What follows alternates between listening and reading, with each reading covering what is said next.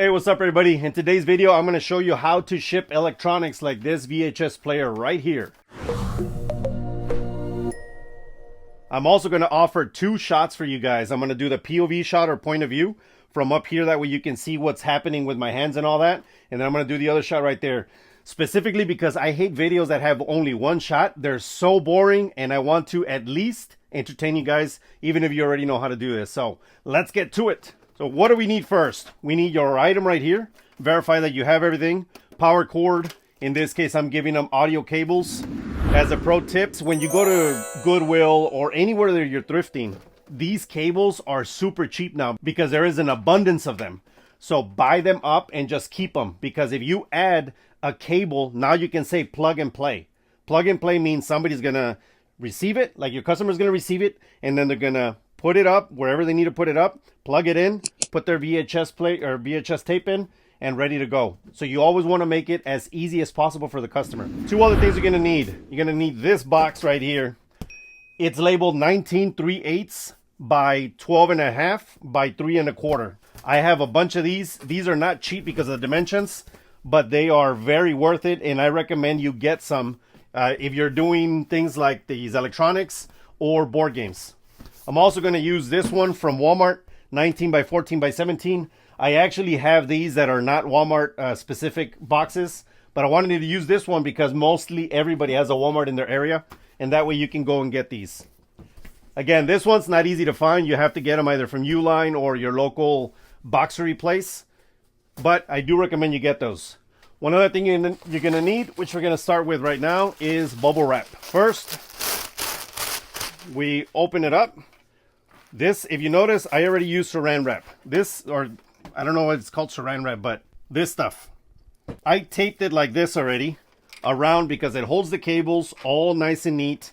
And when I'm going to tape something down, I don't want to tape it to the electronic product, to the product itself. I want to tape it onto this because sometimes it'll leave residue and it'll piss off the customer. So we're going to measure it real quick. Okay, so it's about right there. All we're going to do is just cover the entire thing lengthwise, which is this way. Okay, so now we center it. Boom, boom. We cover it. Use our handy tape dispenser right there. And now we have the top and the bottom. Now what we're going to do is we're going to cut two of these. These are 12 inches wide, by the way. So this would be the middle, but I just put two together. We fold it in half. We put it over the top. You tape the side. Tape the other side. So now that holds them into place. You tuck the bottom and the top goes over. Flip it to the other side. Do the same thing. Middle. Sides. Now we have one side. Now we're going to do another two. And this goes back to where you need to put it. In my case, I have it up there. Flip it over. You're going to do the same thing to the back side. Don't forget that you need to tuck. This side of the bubble wrap needs to be tucked into this one. This is the top part, because that is going to hold everything in place.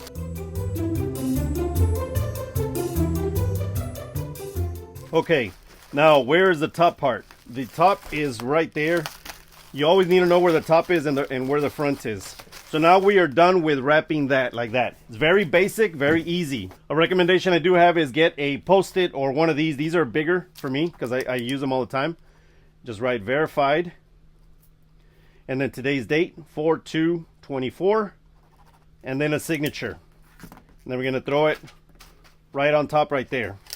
The reason you do this is because now it tells the person that got it that you took extra love and care for this, and you did verify that everything is in there. That, I can tell you right now, will stop a lot of your returns. It also prevents a lot of scams. So I do recommend you do that. Man, this tape is just not doing its thing today. Okay, so once you have this, you're going to build the box. So now we're going to put this sucker in here. And in this case, this is going to be a little too big. Look at this. The box is a little too big, right? So we're going to put some stuffing on the sides. All we do is minimal amount of stuffing right here. That's just so it can keep it from moving. Now that we have that, we have to close the box. So you close it as best as possible. I do have a scorer which last time I freaking got it under my nail. I have a score which you can use to score like this to make it easier for you to fold. Tape it. This is just so it can hold it for us. And then tape all the way across. And if you notice, it's going to say right there, verified 4224. Awesome. Take the sides. This is just for an additional security. Now we're going to set this aside. I'm going to set up the bigger box. I'm going to use my holder. That tape dispenser, by the way, that I keep pulling tape from, I recommend you get one because you always need to tape things down when you're by yourself. If you had a helper, great. They can help you do all this. But when you don't, you got to help yourself. So now that we have this, it's pretty solid. Now we have this big box. We're not going to be shipping it this size. You'll see right now. So first, I want to put some extra padding at the bottom. So I'm going to do this. It's only a little bit of padding, and it's only in the center. And look at this. This is why I do this. This box fits perfect. Really snug. As you can tell right there, it's really snug, right? Okay. So there's a little bit of padding at the bottom. There's already bubble, and there's a box. So there is a lot of protection. So now what do? We grab this, because we're going to need this, and we grab this thing right here. This is an awesome box scorer. I recommend you get some if you are constantly making boxes for things like these. We adjust. So if you notice right here, I didn't go all the way to the bottom of the box because I need space for a little bit more padding at the top. Then we go across. And then we do it quickly so that we won't waste too much time. This goes away. Now we get to cut down. Now we're going to use this. Be careful with scary knife. Scary knife can cause a lot of problems. Trust me on that because I've cut myself plenty of times. So we go all the way down to the scored line, as you can tell right there. Okay, so essentially we are pretty much ready to go to fold down. Before we fold down, we're going to put a little bit more padding. In this case, it's going to be more than at the bottom. And the reason for that is because usually there's a top and a bottom of a package.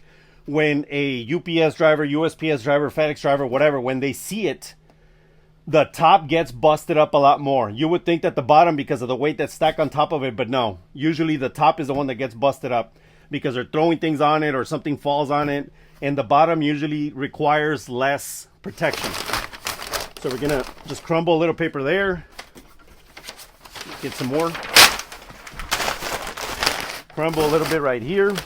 This paper I do recommend as well. It is from Lowe's.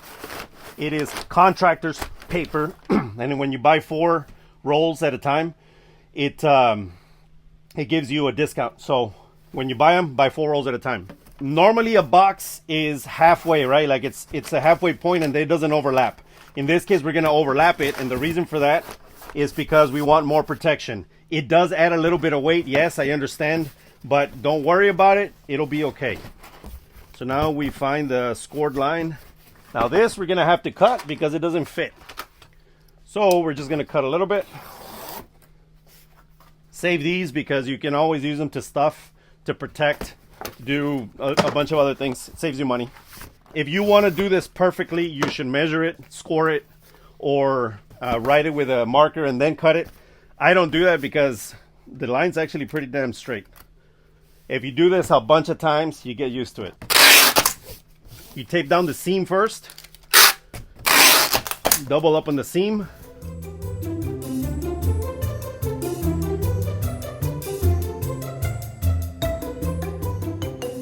Now, a lot of you might be thinking, that's overkill. Why do you have to do all that? I just ship it in one box. I just protect it in just one box and ship it like that. Fine. I get it. I understand about saving money. However, this Walmart box is only $1.64. And depending on where you live. But it's $1.64 roughly. And then the other box is about $1.50. So I'm adding, let's just call it $3. I'm adding $3. But those $3 are added to the shipping and handling or to the price. So I'm building it in, because you might be saying, well, you're wasting $3. Actually, no. What I'm doing is assuring myself that it's not going to get destroyed. And then I have to go through the painful process of UPS, FedEx, or USPS filing a claim, which takes forever. USPS is the worst because it's the government. They don't give a about you, and they're really never going to give you your money back. It's very hard. UPS does a decent job, but it still takes forever, and you got to get a check through the mail. And FedEx is horrible as well, and you got to prove that something happened and whatnot. In order for you to save yourself that headache, it costs you $3. $3 added to the shipping and handling, or added to the price. So this is going to cost me, normally it'll cost me about $20 or 20, let's just call it $20 to $22. I charge $24.99 for this because I built in those $3 to the shipping and handling. If somebody says, well, the shipping is too high. No, it's not. Somebody that's buying things like these, they normally will assume that it's anywhere from $15 to about $30 or $40, depending on what it is. The heavy stuff like receivers from Onkyo, those suckers are super heavy, so they assume that the shipping is going to be about $30. And the one other thing that I'm going to add to this is I have a bunch of fragile stickers, as you can see right here. I'm going to add one. The tag is essentially going to go right here like this. So I'm going to add one right here. You can add them to the sides. You can add them to wherever. For the most part, the fragile sticker goes first, always near the label, because the label has to be scanned. That means that the person scanning it is already going to see, oh, it's fragile. So be careful. What you could do is add just one more on the side, because sometimes there's boxes on top of this, so that person doesn't know it's fragile. But if they see it on the side, then they know, and then they see it again by the label. Do whatever you want. I only use one for the most part. This is very well protected. Look at this. If somebody breaks it, I mean, man, they really wanted to break it. This is very good.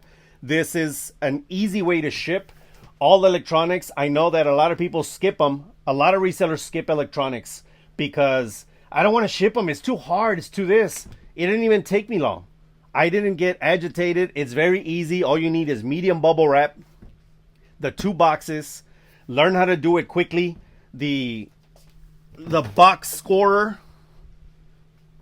a knife, and some tape. This, I paid $6 for this VCR. It's called a Blue Line Panasonic VCR. Keyword Blue Line, by the way. I put it up last week and it took about 3 days to sell. I bought it for $6 and sold it for $54.99 plus $24.99 shipping. And I can tell you already that this is going to cost me $18 to ship. So I'm going to make money on the shipping as well. That's it. Pretty simple, huh? I hope that watching this video gets you motivated to buy things like these, to buy the electronics that will make you a lot of money. Trust me when I tell you this. I'm going to make a video of what sold, and you'll see what I paid for and how much these electronics sold. People tell me all the time, well, I only do clothing. Like, okay, well, they have to sell 10 pieces of clothing that brings them $10 in profit in order for them to make the same type of profit that it takes me on one piece. And it took me a little longer than to do, than put a shirt in a bag. But so what? I can tell you that this is a great way to make money. And there are always electronics out and about. You just have to know which ones they are that make money. You got to get them at a good price and learn how to ship. Don't forget to like, share this video with whoever needs to see it. Subscribe to the channel if you haven't done so already. And we will see you in the next one. Peace!